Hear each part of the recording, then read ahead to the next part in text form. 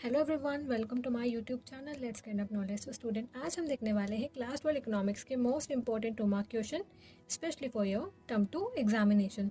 Students, ये हमारा part 2 video है और पहले के पार्ट की वीडियो की लिंक मैं आपको डिस्क्रिप्शन बॉक्स में दे दूंगी, तो आप वहां से जाकर मेरी प्रीवियस वीडियो देख सकते हैं। And if you are new to my channel then don't forget subscribe my channel, ताकि आपको ऐसी ही इन्फॉर्मेटिव अपडेट्स टाइमली मिलती रहे। तो चलिए शुरू करते हैं आज का video. Unit number 7, current challenges facing Indian economy. अब हम इस यूनिट में से इंपॉर्टेंट 2 मार्क क्वेश्चंस देखेंगे। तो इसमें फर्स्ट टॉपिक है हमारा employment. Question number 31, define worker population ratio. Why is it important to study the worker population ratio. अब इस क्वेश्चन में हमें ये बोला गया है कि वर्कर पॉपुलेशन रेशियो क्या होता है, उसे हमें डिफाइन करना है, और जो वर्कर पॉपुलेशन रेशियो है उसको स्टडी करना क्यों इंपॉर्टेंट है ये भी हमें बताना है in our answer. So point number 1, worker population ratio is defined as the ratio between the total number of workers in a country and the population in the country multiplied by 100। तो क्या होता है worker population ratio? किस किस का ratio होता है? Total number of workers और जो टोटल पॉपुलेशन है उनका ratio multiplied by 100। Now point number 2, it is important to study the worker population ratio because it gives and insight on the employment situation of the country. क्यों important है इसको study करना? क्योंकि ये क्या है, कंट्री के अंदर कैसा एम्प्लॉयमेंट सिचुएशन है उसकी डीप अंडरस्टैंडिंग हमें देता है, that's Y. Now question number 32, how will you know whether a worker is working in the informal sector. अब आपको कैसे पता लगेगा कि कोई वर्कर है वो इनफॉर्मल सेक्टर में वर्क कर रहा है? तो कैसे पता लगेगा? Point number 1, the number of workers employed is less than 10। कि वहाँ पे जो वर्कर्स है वो लेस देन 10 है, यानी 10 से कम वर्कर्स वहाँ काम कर रहे हैं। Point number 2, the workers are not entitled to social security schemes. अब जो वहाँ पे जो वर्कर है उनको कोई भी सोशल सिक्योरिटी स्कीम्स नहीं मिल रही है। Point number 3, the workers are not allowed to form trade unions. जो वर्कर्स है उन्हें ट्रेड यूनियंस भी फॉर्म नहीं करने दिया जा रहा है, और ये जो वर्कर्स है उन्हें लेबर लॉज के तहत भी प्रोटेक्ट नहीं किया जा रहा है। तो ये पॉइंट्स आपको देखने को मिलेंगे जब कोई वर्कर इनफॉर्मल सेक्टर में वर्क कर रहा हो। Okay, now question number 33, why is employment considered so important in the Indian development policy. अब जो हमारी इंडियन डेवलपमेंट पॉलिसी है उसके अंदर जो एम्प्लॉयमेंट है उसको इम्पोर्टेंट क्यों कंसिडर्ड किया गया है, उसका रीज़न हमें बताना है। तो देखते हैं इसका answer. Employment is considered so important in the Indian development policy because of the following reasons. Point number 1, more employment will lead to higher level of national income since income and employment are directly related. तो जैसा कि हमने हमारे previous unit determination of income and employment में पढ़ा था कि जो इनकम है और एम्प्लॉयमेंट ये डायरेक्टली रिलेटेड है, और जब इनकम बढ़ेगा तो एम्प्लॉयमेंट भी बढ़ेगा। तो वो same thing is here also, कि जब एम्प्लॉयमेंट बढ़ेगा तो क्या होगा, जो हमारा नेशनल इनकम है वो भी बढ़ेगा। दैट्स वाई एम्प्लॉयमेंट इंपॉर्टेंट है हमारी इंडियन डेवलपमेंट पॉलिसी में। और point number 2, employment is crucial to removal of poverty. Okay, employment क्यों क्रूशियल है? कि हमारे कंट्री के अंदर जो पॉवर्टी है उसके रिमूवल के लिए भी इम्पॉर्टेंट है। क्योंकि क्या है, अगर लोगों को एम्प्लॉयमेंट मिलेगा तो उससे क्या होगा, उनसे उनको इनकम मिलेगी, और जिससे वो उनकी जो बेसिक नीड्स है उसको फुलफिल कर सकेंगे, और जिससे हमें रिमूवल ऑफ पॉवर्टी देखने को मिलेगा। तो employment crucial है for removal of poverty. Fine. Now question number 34, mention the salient features of the unemployment situation in India. अब जो हमारे इंडिया है उसके अंदर जो अनएम्प्लॉयमेंट सिचुएशन है उसके सैलेंट फीचर्स यानी मेन फीचर्स क्या है वो हमें हमारे आंसर में मेंशन करने हैं। So point number 1, the incidence of unemployment is much higher in urban areas than in rural areas. अब क्या हो रहा है कि रूरल एरियाज के कंपेयर में जो अर्बन एरियाज है उनमें अनएम्प्लॉयमेंट के इंसिडेंट्स हमें ज़्यादा देखने को मिलते हैं। Now point number 2, unemployment rates for women are higher than those for women. अब मैन के कंपेयर में जो वुमेन है उनका अनएम्प्लॉयमेंट रेट ज़्यादा है।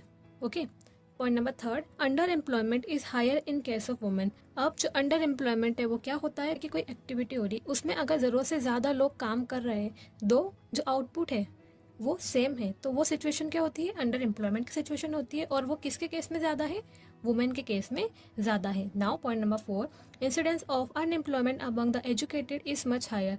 और जो अनएम्प्लॉयमेंट का जो इंसिडेंस है वो सबसे ज़्यादा किस में देखा जाता है, एजुकेटेड पीपल के अंदर ज़्यादा देखा जाता है। Now question number 35, how does NSSO define unemployment. अब जो NSSO है उन्होंने अनएम्प्लॉयमेंट को कैसे डिफाइन किया है वो हमें बताना है। So point number 1, NSSO defines unemployment as a situation in which all those who are owing to lack of work are not working but seek work through employment exchanges, intermediaries, friends और relative. जो NSSO है उन्होंने unemployment को कैसे define किया है कि ये किसी सिचुएशन है जिसमें क्या हो रहा है, due to lack of work क्या हो रहा है, जो लोग है, जो कैपेबल लोग है वो वर्क नहीं कर पा रहे, उनको काम नहीं मिल रहा है और जिसकी वजह से वो क्या कर रहे हैं, एम्प्लॉयमेंट ढूंढ रहे हैं या एम्प्लॉयमेंट मांग रहे हैं, किससे, इंटरमीडियरी से, फ्रेंड से और रिलेटिव से।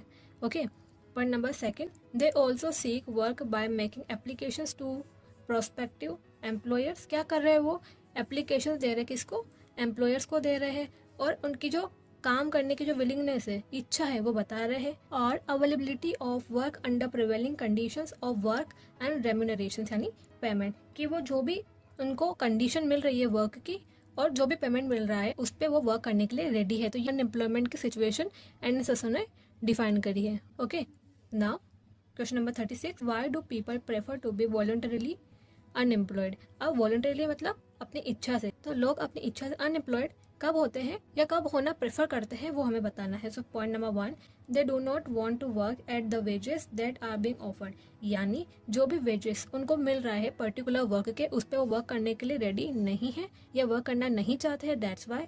Point number 2, they are not willing to migrate to the place at which job is being offered. अब जो लोग हैं उन्हें जहाँ से जॉब ऑफर हुई वो वहाँ पर माइग्रेट नहीं करना चाहते हैं, that's why.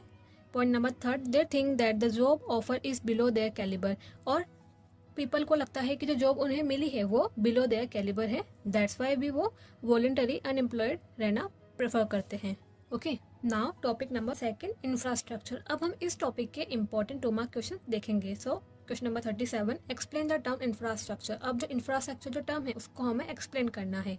Point number 1, infrastructure refers to the supporting services in the main areas of industrial and agricultural production, domestic and foreign trade and commerce। अब जो इंफ्रास्ट्रक्चर है वो क्या होती है, सपोर्टिंग सर्विसेज होती है, और किस किस एरिया में वो अपनी सपोर्टिंग सर्विसेज देती है, industrial and agriculture production, domestic and foreign trade and commerce. Fine. Point number 2, these services includes roads, railways, ports, airports, dams, power stations, oils and gas pipelines, telecommunication, schools and colleges, hospitals, and also the monetary systems including banks, insurance and other financial institutions। तो ये include होते हैं in infrastructure. Point number 3, infrastructure provide support system to economic and social development. जो infrastructure है वो क्या करता है, किसको सपोर्ट देता है, इकोनॉमिक एंड सोशल डेवलपमेंट को सपोर्ट देता है या सपोर्ट प्रोवाइड करता है। Now question number 38, how does infrastructure impact productivity and induce investment. अब इस क्वेश्चन में हमें ये पूछा जा रहा है कि जो इंफ्रास्ट्रक्चर है वो जो प्रोडक्टिविटी को कैसे इम्पैक्ट करता है और इन्वेस्टमेंट को कैसे इंड्यूस करता है, यानी प्रेरित करता है लोगों को इन्वेस्टमेंट करने के लिए। तो ये हमें बताना है। Point number 1, impact on productivity.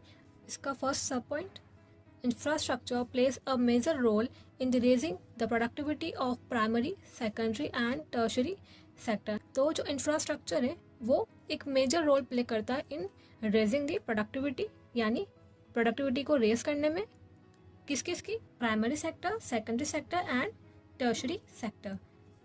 B, productivity of primary sector has increase due to the provision of better irrigation facility. अब रेज तो करता है प्रोडक्टिविटी पर, अब किस तरीके से करता है, तो फर्स्ट हम देखेंगे प्राइमरी सेक्टर का, तो कैसे करता है वो, due to the provision of better irrigation facilities. Better irrigation facilities provide करता है, जिससे क्या होता है, जो प्राइमरी सेक्टर है उसकी प्रोडक्टिविटी रेस होती है या इंक्रीज होती है। Productivity of secondary sector has increased because of development in energy sector. अब जो सेकेंडरी सेक्टर है उसमें प्रोडक्टिविटी कैसे इंक्रीज हुई, due to the development in energy sector, energy sector में डेवलपमेंट होने की वजह से।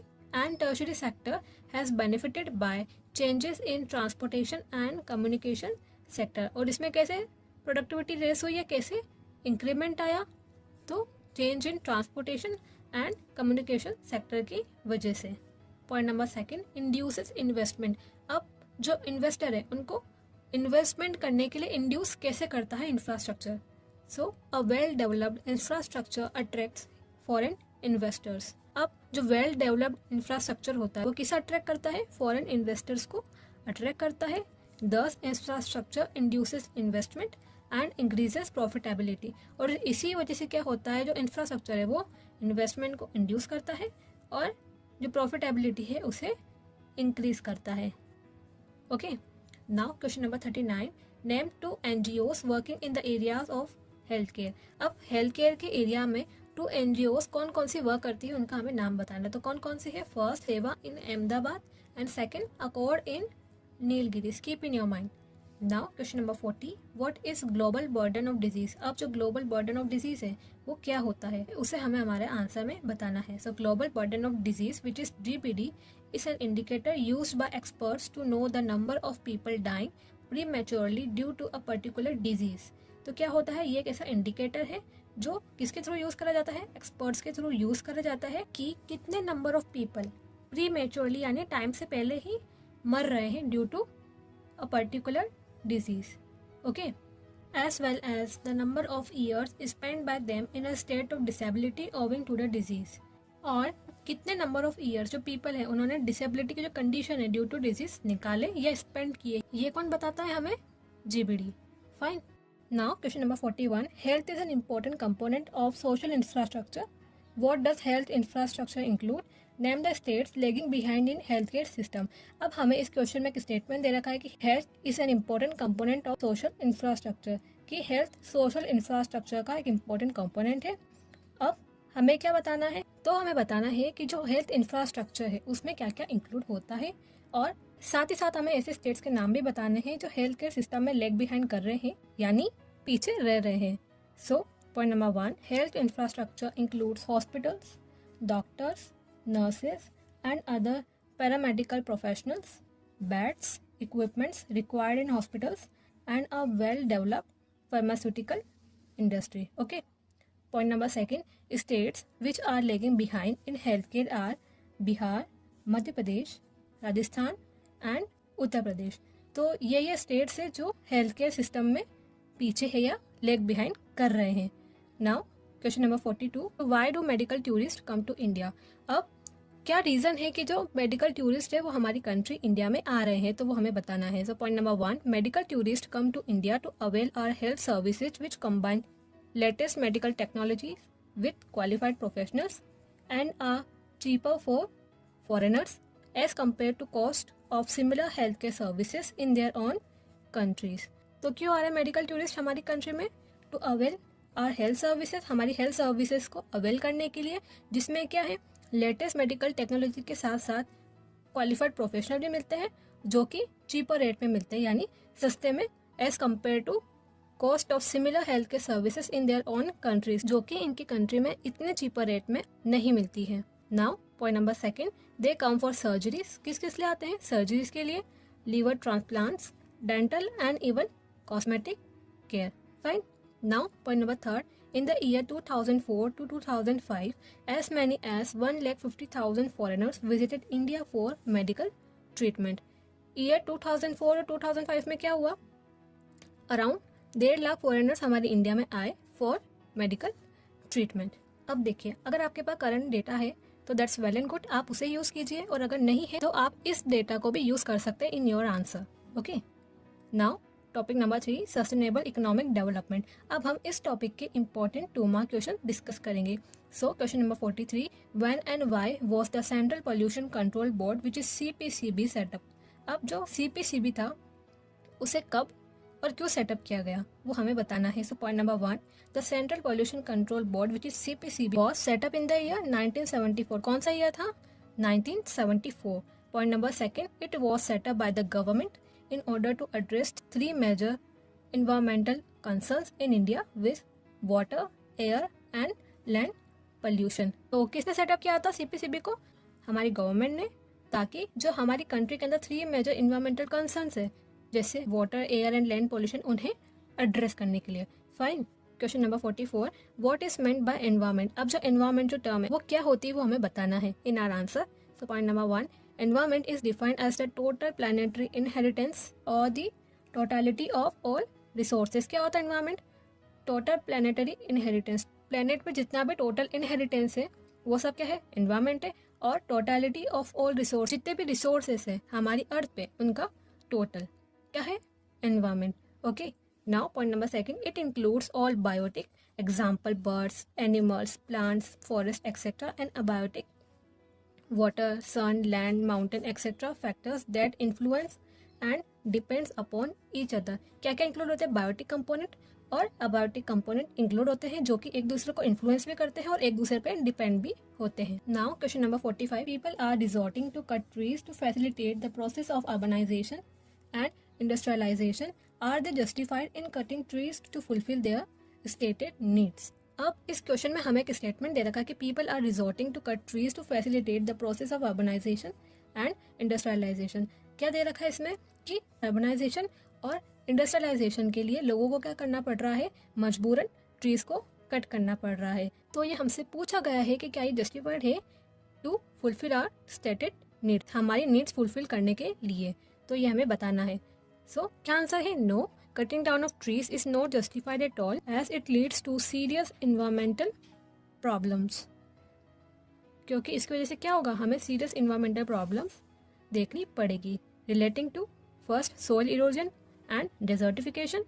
point number second, it also adversely affects the groundwater table। और इसकी वजह से क्या होगा, जो हमारा ग्राउंड वाटर टेबल है उस पर भी बुरा असर देखने को मिलेगा। Third, the life of animals and birds is also adversely affected। और जो एनिमल्स और बर्ड्स की जो लाइफ है उसमें भी एडवर्स इफेक्ट यानी बुरे इफेक्ट हमें देखने को मिलेंगे। Question number 46, what happens when the rate of resource extraction exceeds that of their regeneration. क्या होगा जब रिसोर्सेस को एक्सट्रैक्ट करने की रेट ज़्यादा होगी देन उनके बनने की रेट से। तो क्या होगा, when the rate of resource extraction exceeds या about the rate of their regeneration then क्या होगा। Point number 1, the environment will not be able to sustain life. जो एनवायरमेंट है वो लाइफ सस्टेन नहीं कर पाएगा। Okay, point number second, and this results in environmental crisis. और इसकी वजह से क्या होगा, एनवायरमेंटल क्राइसिस हो जाएगा। Now question number 47, identify the factors contributing to land degradation in India. अब हमारी कंट्री इंडिया के अंदर जो लैंड डिग्रेडेशन हो रहा है उसके पीछे कौन कौन से फैक्टर्स हैं उनको हमें आइडेंटिफाई करना है। कौन कौन से है, first, loss of vegetation occurring due to deforestation. Deforestation की वजह से क्या हो रहा है, जो लॉस ऑफ वेजिटेशन हो रहा है।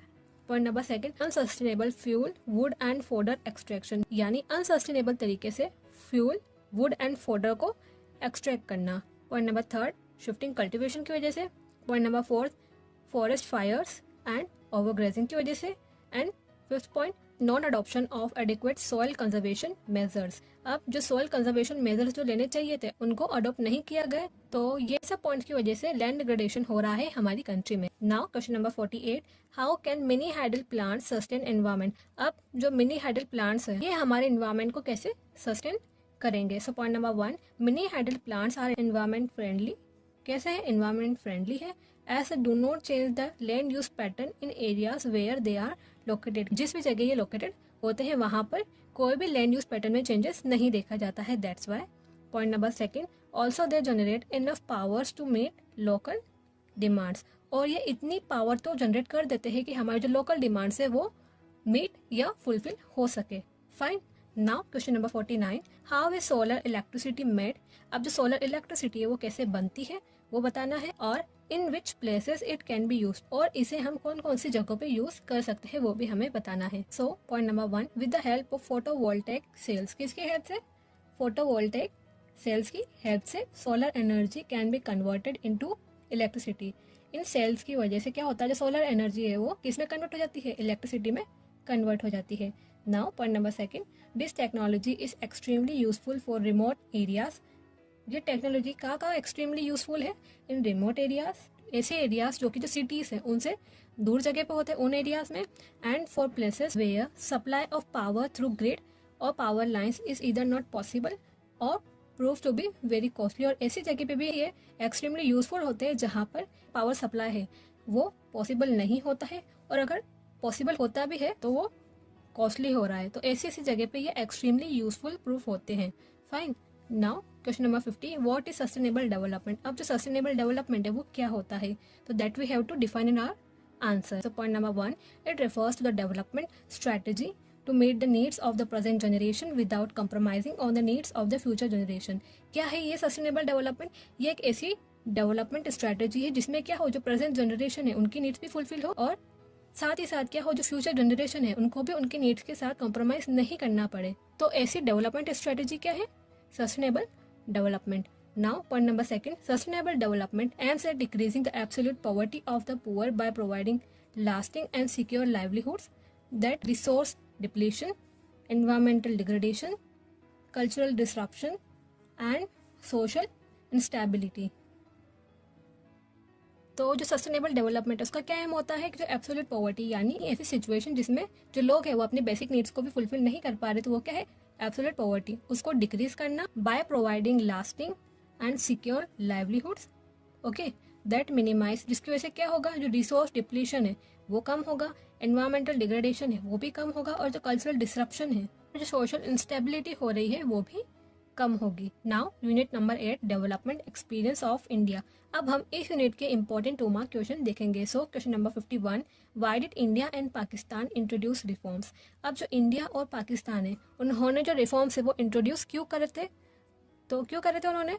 Under the pressure of world bank and IMF। किसके प्रेशर में आके किया था? World bank and IMF। अब जो वर्ल्ड बैंक है उसे हम एक और किस नाम से बोलते हैं? IBRD, which is international bank for reconstruction and development. Keep in your mind, ये बहुत बार पूछा जाता है एग्जाम में। Now question number 52, mention the various indicators of human development who prepares the human development index every year. अब जो human development है उसके कौन कौन से वेरियस इंडिकेटर्स है वो हमें मेंशन करने हैं, और साथ ही साथ ये भी बताना है कि जो ह्यूमन डेवलपमेंट इंडेक्स है उसको हर साल कौन प्रिपेयर करता है। Point number 1, various indicators of human development are: first, human development index, life expectancy at birth, adult literacy rate, GDP per capita, people below poverty line and infant mortality rate. इनमें से आप कोई भी 2-3 लिख सकते हैं। Point number 2, United Nations Development Program, which is UNDP, prepares the Human Development Index (HDI) every year. Okay. Now question number 53, what is the important implication of the one child norm in China? अब जो China में जो one child policy जो adopt करी थी उसके important implication यानी उसके इंपॉर्टेंट रिजल्ट क्या क्या देखने को मिलेंगे हमें, तो क्या क्या है? Point number 1, low population growth, low population growth देखने को मिली। Point number 2, decline in the sex ratio, और जो सेक्स रेशियो है उसमें भी हमें डिक्लाइन देखने को मिला। Point number 3, after a few decades there will be more elderly people in proportion to young people. अब एल्डरली पीपल यानी सीनियर सिटीजन्स, तो जो सीनियर सिटीजन्स है वो यंग पीपल के प्रोपोर्शन में या कंपेयर में ज़्यादा होंगे after a few decades. Now in the long run China will have to provide more social security measures with fewer workers. अब इन लॉन्ग रन क्या होगा कि लो पॉपुलेशन ग्रोथ है, कम लोग है, तो क्या होगा, जो चाइना है उनको कम वर्कर्स में भी क्या करना पड़ेगा, सोशल सिक्योरिटी मेजर्स ज़्यादा देने पड़ेंगे। Fine. Now question number 54, enumerate the areas in which Pakistan has an edge over India. अब हमें ऐसे एरियाज बताने हैं जिसमें इंडिया से पाकिस्तान ने अच्छा या बेटर परफॉर्मेंस दिया है। तो कौन कौन से एरिया से? First, migration of workforce from agriculture to industry. Point number 2, access to improve water sources. Point number 3, number of people below poverty line. And point number 4, migration of people from rural to urban areas. Keep in your mind. Question number 55, explain the Great Leap Forward, which is GLF campaign of China initiated in 1958. अब जो 1958 में जो GLF campaign हुआ था उसे हमें explain करना है। So point number 1, the great leap forward which is GLF campaign initiated in 1958 aimed at industrialising the country on a massive scale. क्या था इसका एम? कि कंट्री को एक मैसिव स्केल यानी बड़े पैमाने पे इंडस्ट्रियलाइज करना। Okay, people were encourage to set up industries in their backyards. People को इनकरेज किया गया कि वो उनके बैकयार्ड्स यानी जो घर के पीछे जो खाली जगह होती है उनमें इंडस्ट्रीज सेटअप करें। Point number 2, in rural areas communes were started, यानी इन रूरल एरियाज यानी गाँव में कम्यून्स स्टार्ट हो गया था। और क्या होता है कम्यून्स? कि ग्रुप ऑफ पीपल जो कि जरूरी नहीं है कि एक ही फैमिली से हो, वो क्या करते हैं, उनकी जो प्रॉपर्टीज और रिस्पॉन्सिबिलिटीज है उनको आपस में शेयर करते हैं। तो ये क्या होता है कम्यून्स, जो कि चाइना में रूरल एरियाज में स्टार्ट हो चुका था। और इस सिस्टम के अंदर क्या हुआ, people collectively cultivated lands. People ने क्या किया, जो लैंड है उनकी विच इज प्रॉपर्टी तो उन्होंने उन लैंड्स को कलेक्टिवली कल्टिवेट किया और around 26,000 communes covered almost all the farm population in 1958। Around 26,000 communes ने क्या किया, ऑलमोस्ट चाइना की जितने भी फार्म पॉपुलेशन थी उनको कवर कर लिया इन the year 1958 under GLF campaign. So students, this is all about today's video. Hope this video proved to be helpful for you, and if you have any query then you can comment me down in the comment section. और channel को आपने subscribe नहीं किया तो do subscribe my channel ताकि आपको ऐसी informative updates timely मिलती रहे। तो मिलते हैं नेक्स्ट वीडियो में। Till then thank you and bye bye.